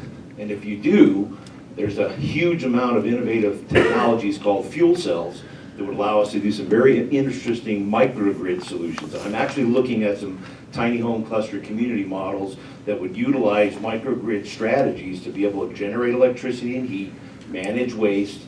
And I'm really excited about this RFP that you guys have, because I think we can actually get the city of Colorado Springs, Fountain, and Pueblo to work together with a new kind of a pilot project for a different type of housing solution that where we actually address the utilities challenges for doing single-family housing development.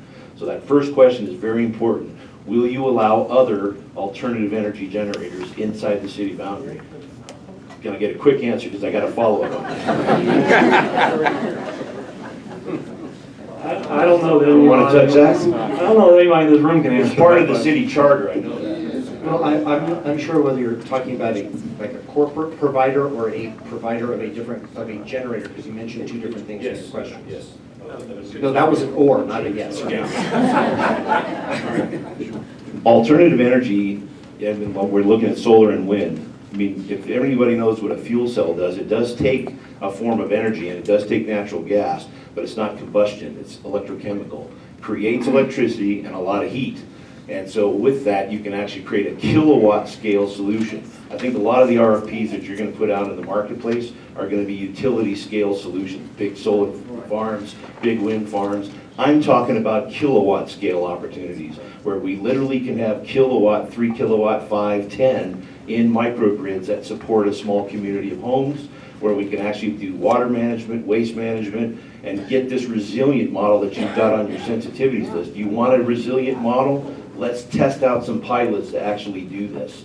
And we've got a proposal that we've submitted to the City Council for a pilot project that we would like them to consider, where we might waive some zoning and ordinances a little bit, tweak and twist them, and work with Colorado Springs Utilities, if you're interested, to create a true distributed generation technology base in Colorado Springs Because it seems like you guys are opening up to these new ideas and concepts, and would you be willing to do this at the kilowatt scale basis? It's probably a little bit too much, and I'll stop now before I end.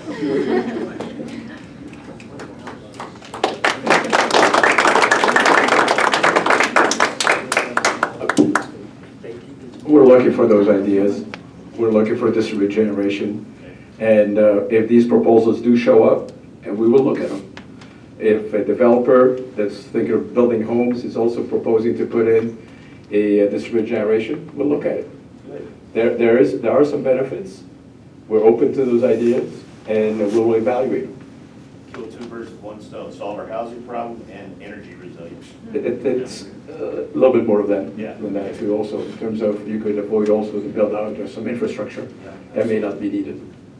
But anyway, that's. Well, the other thing, again, I don't know if I can do a caveat, but this is energy and gas.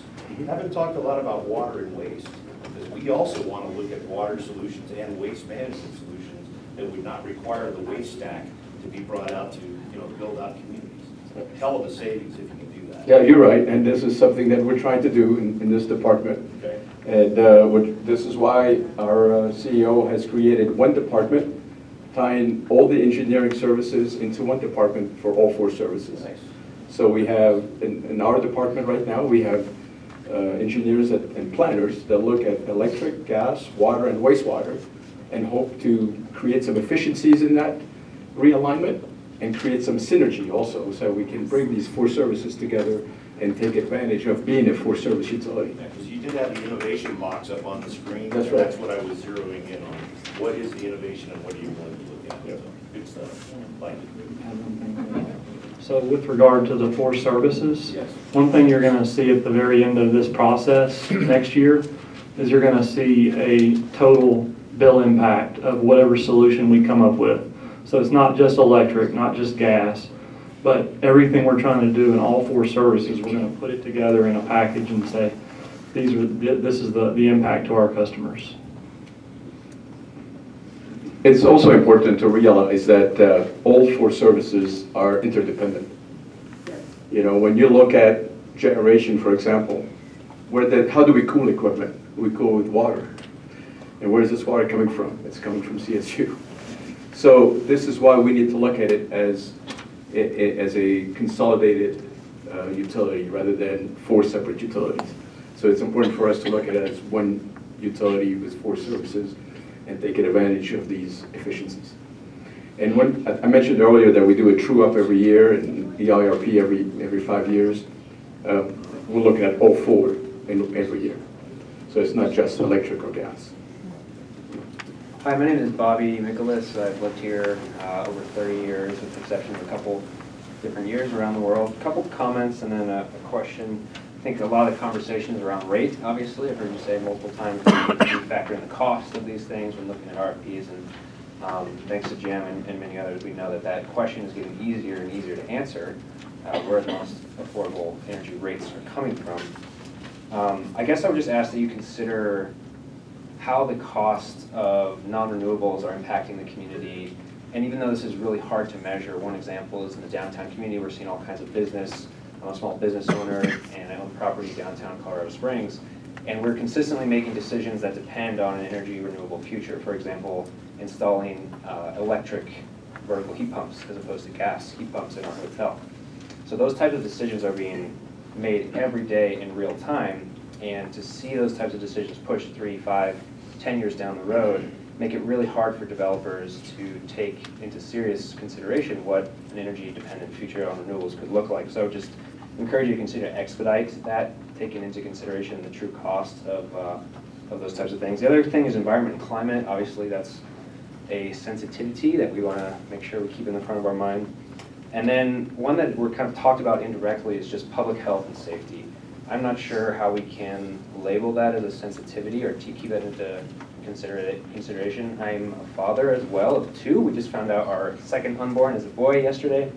My first son, Wilder, is 1. Thank you. I've lived in Fountain and Monument and Rock Rimmon and now downtown on the west side. And we live less than a mile from Drake. And those emissions are most impactful to elderly, people with asthma, and my son, who plays in the backyard. So my friends who went to school across the world and the country are choosing not to move to Colorado Springs with their innovation because of these direct factors of energy and our emissions from downtown. So I applaud the early commission of Drake. I'm glad it's moving that way. I'm glad that in this room, we all tend to be on the same page for the thriving of our city, and I'm really excited to see that coming to alignment. So I guess my direct question or comment would be, how can we introduce public health and safety as a sensitivity we take into consideration, not just for the short term, but for the long-term future, knowing that these short-term decisions have long-term costs?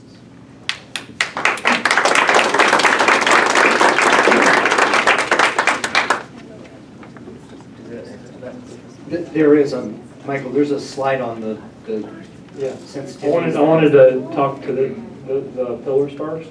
So the comment about we're focused on cost, that's the purpose of the pillars. We're trying to balance all four of these. So obviously cost is economic pillar, but environment, resiliency, and innovation also are key factors in our decision. With regard to social costs, if you recall back on the sensitivity slide, we are thinking of a sensitivity for a social cost of carbon, but we welcome any input. The next phase of the EIRP is going to be that evaluation criteria. How are we going to pick the portfolio? How are we going to score the portfolios? And so that's where, like Mr. Harvey said earlier, we'd like your input on how to factor in those social costs. So stay involved in the process. If I put my 2 cents in here, I'm sorry to disturb the public conversation, but one of the things I'm trying to work on, I'm trying to answer a lot of questions. I'm data driven, so I'm looking for as much data as I can get. And what I don't have is a number of monitors around the city to get more data. All right, and so what I need your help in assisting me in putting more monitors up so we can get precise data on actually where this is all coming from. I would suggest to you. You have the equipment, I'll volunteer my house. Okay, well, it's more than volunteering a house. It's us, the synergies of all of us getting together, okay, and putting these monitors in locations that we can agree on, that assessing information that we can all use to make informed decisions. Now, this decision goes more than just the Drake power plant. I'm talking about all the transit issues that you're seeing by and large. So again, all I'm asking for is your concerted effort in assisting us in building more monitors throughout the city. I'll leave that alone. Thank you. Okay, we've got about 15 minutes left. I want to make sure that we get to questions for people that have not asked one already. And just before I go to this young lady right here, if we don't get a chance to get to you to verbalize your comment or question, please utilize those comment cards so that we can collect it. Hello, my name is Taylor Salisbury and I am a student at Palmer High School downtown. I had a meeting recently with the Department of Sustainability and Innovation, and I am being considered to be the youth representative for that department.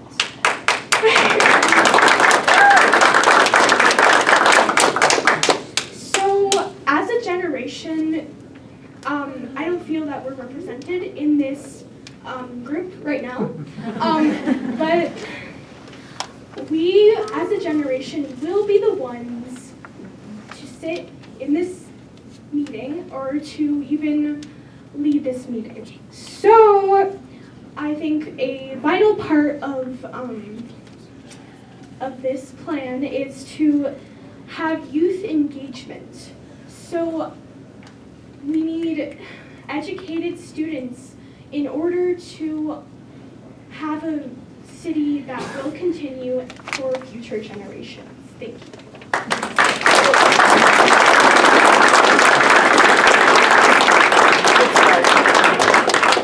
Just quick note on that, and thank you for your involvement. Our energy vision, the last few words, does anybody remember them? For generations to come. Thank you. Hi, I'm Tim Dolan. you mentioned the 4 parts of your power, electricity, gas, sewer, water. And this is going to be a little bit of a sidetrack, but it's one of my favorite issues is garbage collection. Bill, where'd you go, Bill Murray? I might toss it towards you at City Council. Is there any way we might be able to eliminate the multiple garbage trucks that come through our neighborhood?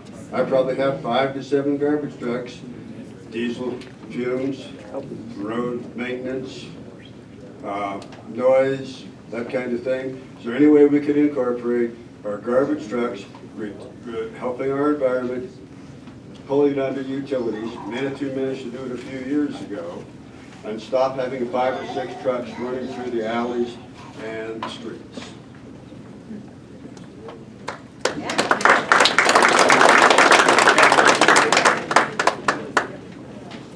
Sorry, I can pick up a little bit of that on the utility side. I can't pick up on the city side, but so we are actually looking at a biogas solution and potentially using using the methane created from the wastewater system down the, oh sorry, down the, yeah. No, I still, oh, how do you say it in American? Okay. One of those. So we're actually, we're at the exploratory piece where we've got an RFP out. The fascinating thing is if we can add food waste, we can actually expand that yet further. So again, your community-owned asset, and actually these guys are doing an excellent job.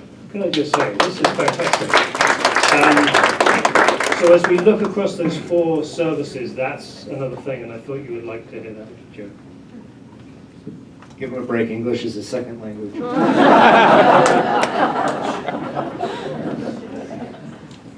Hi, I'm Don Hanlon. I just have a question. It doesn't appear that you're investigating clean burning technology that's being developed. Are you? Can you elaborate on that? Well, can you clean the coal up to the point it comes close to any of the requirements? Again, we'll be presenting all the different resource options we're looking at next week at UPAC. Carbon capture potentially is something we're going to be looking at as an option. Okay. So more to come on that. All right. Thank you. Yeah.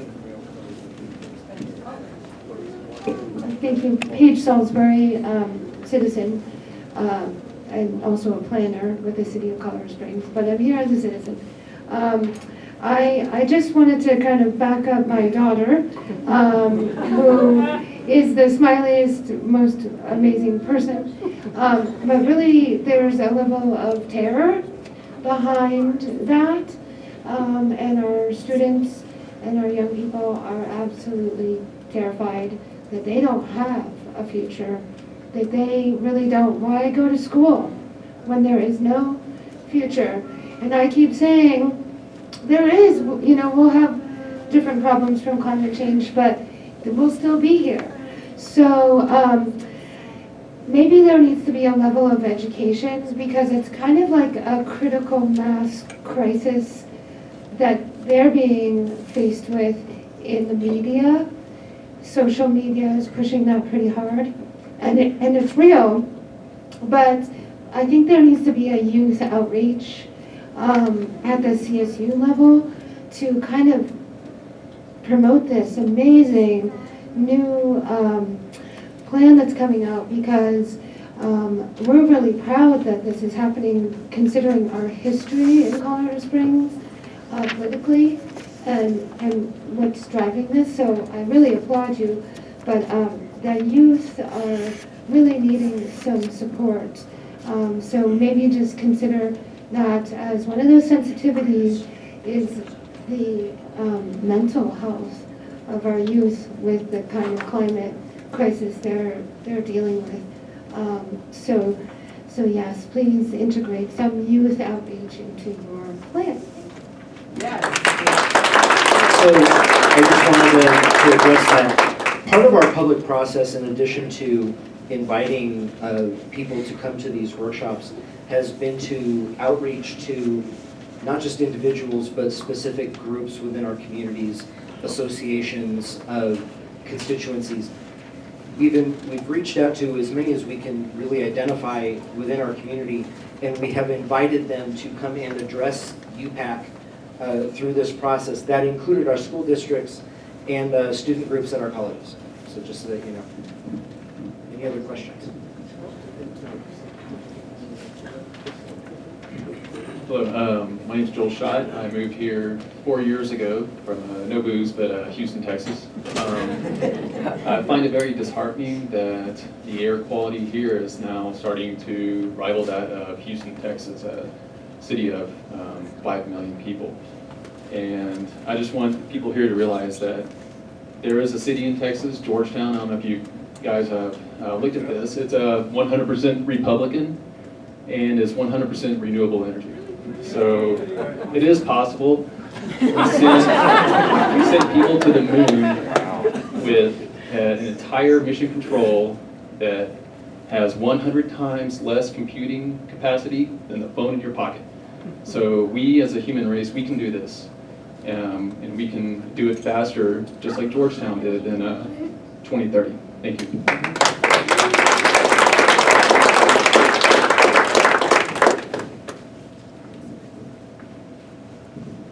Thank you. My name is David McNeil, and I won't go into what I do and all that sort of thing.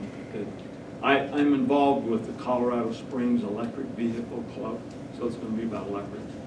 And I'm also involved with the Denver Electric Vehicle Council, which has promoted electric cars, now going into our 45th year. Since 1974, we've been promoting electric cars here in Colorado. And a couple of points I would just want to make. I guess I haven't gone to the website and really delved into the rate structure. I was not aware of the 3 to 7 thing. So I guess that's my fault. But it would be nice if that was a little more publicized. We're going to have more electrics on the road. The Air Quality, Colorado Air Quality Commission, just a couple of weeks ago, passed the ZEV ruling for zero emission vehicles. We're going to see more availability of electric cars in Colorado. And a look at the rate structure that may be more in line with electric charging incentives to do it in off-peak times. That's always been one of the things we've looked at over the 40 some odd years. That's a good time to utilize the capital investment by doing off-peak charging on electrics. And the last thing is, remember this, the electric car is the only car that gets cleaner as it gets older. I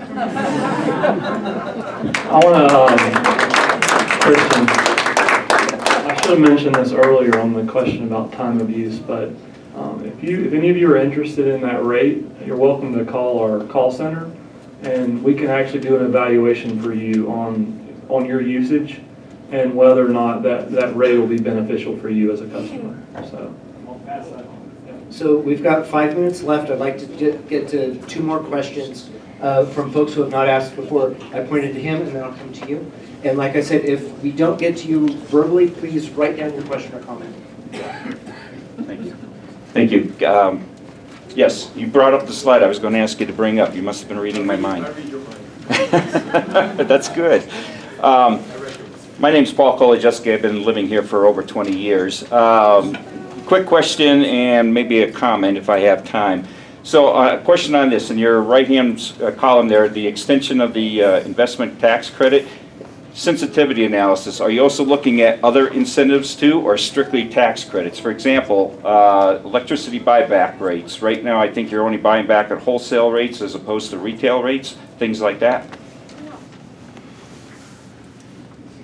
So the sensitivities for renewables isn't just limited to the tax credit. There's low cost of renewable energy, high cost of gas price, carbon price, and I guess I want to highlight this. As far as the societal cost of carbon, that's the intention of this carbon price. So there is a study from EIA that attempts to quantify a societal cost of carbon. So that's what that sensitivity is. So in that sensitivity, renewable generation would be favored compared to fossil generation units, for example. So there are several sensitivities outside of just an investment tax credit that looks at favoring potential renewable generation.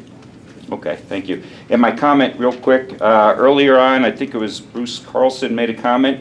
As an engineer too, that also studied renewable energy in grad school, I looked at the problem of renewable energy and alternative energies.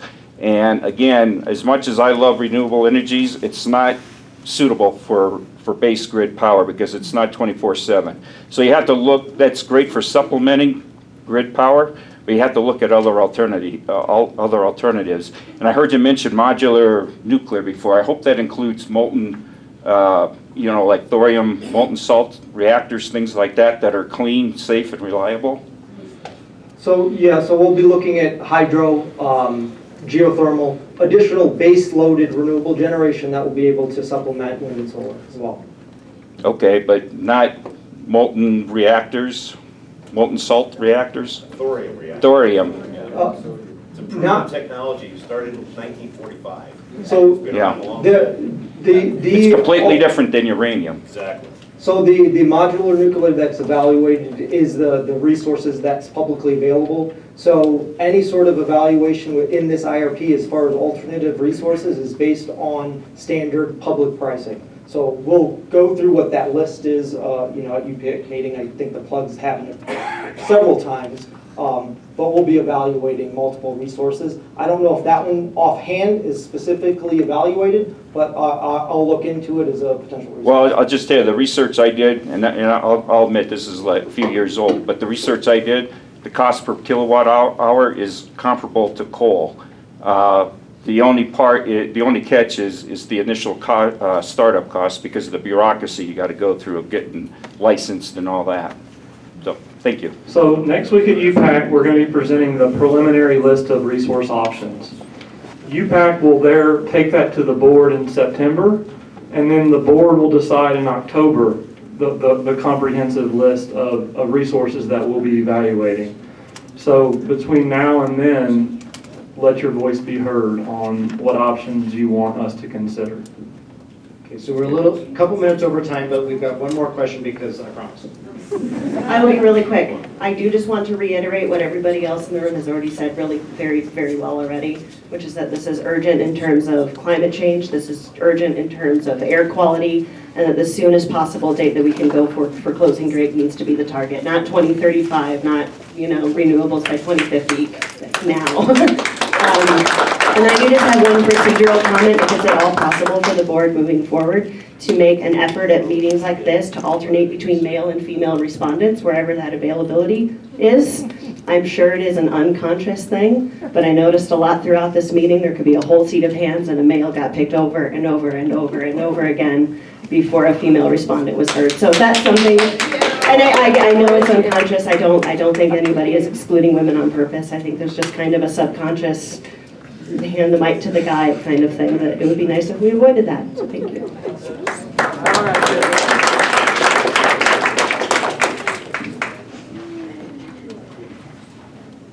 So as we close, if you did not sign in and give us your email, please do so. We'll keep you updated. I hope everybody does keep engaged in this process over the next year, and check our website and look for those communications. You want to recognize our two utilities board members that have been here the entire time, Mr. Dave Geislinger and Mr. Bill Murray.